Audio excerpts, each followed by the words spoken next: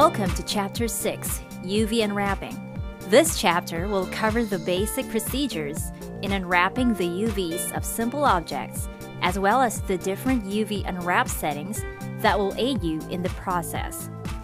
If you're new to UV unwrapping, it can be defined as a way to project a 3D object in 2D space so you can paint textures on it that will then be projected back to 3D space.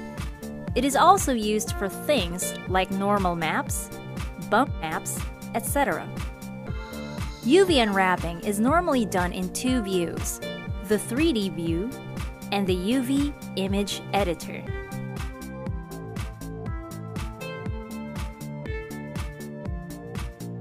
Let's start with a simple cube.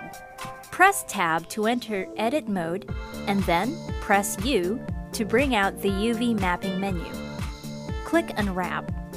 The faces of the cube have been projected onto the UV image editor. This is the UVs of the cube. To understand this better, let's look at the UV image editor. It is represented by these boundaries by which an image or texture can be displayed. Let's add a new image by clicking this button. Enter a name and specify the dimensions. Let's use the default 1024 by 1024 right now. In the generated type, select Color Grid. This means we'll be using a Blender-generated image of a grid. Hit OK. To see the image in the 3D view, press N to bring out the 3D View Properties panel. Scroll down and below the Display category, enable the Textured Solid option.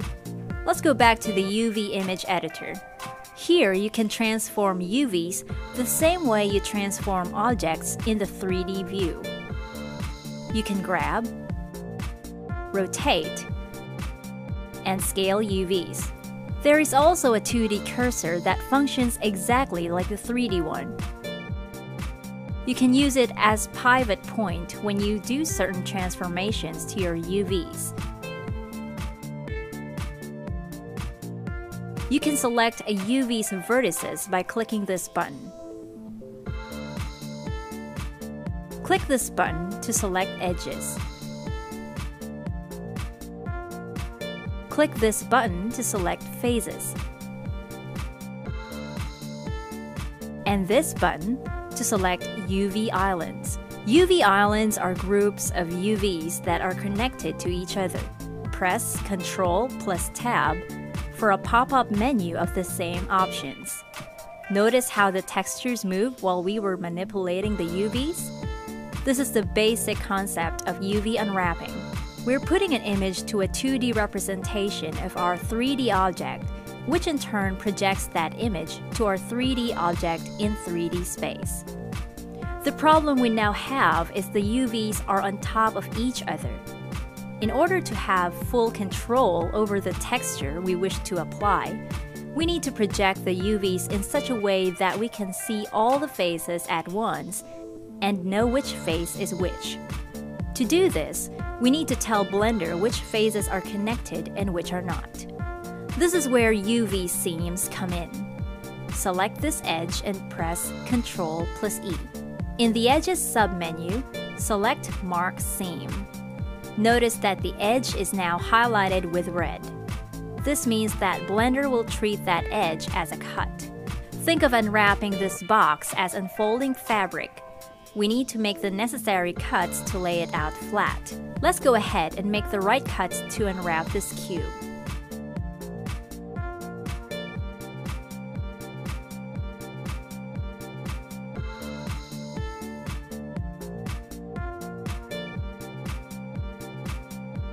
Select everything and hit U, unwrap.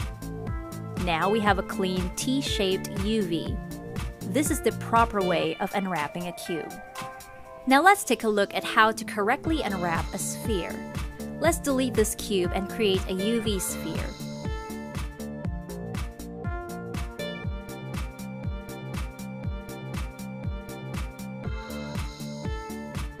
Alt plus right-click these two edge loops.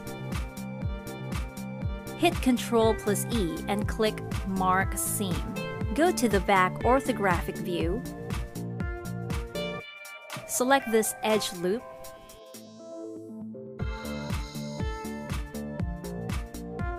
mark seam.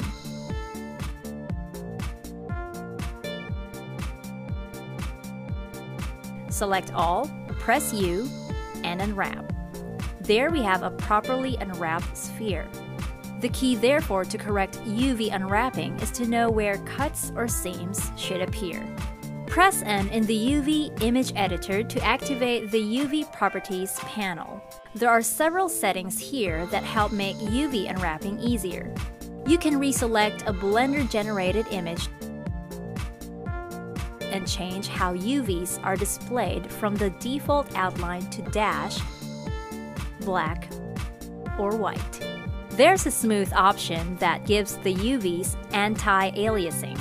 There's also a stretch option that displays how much distortion the UVs have.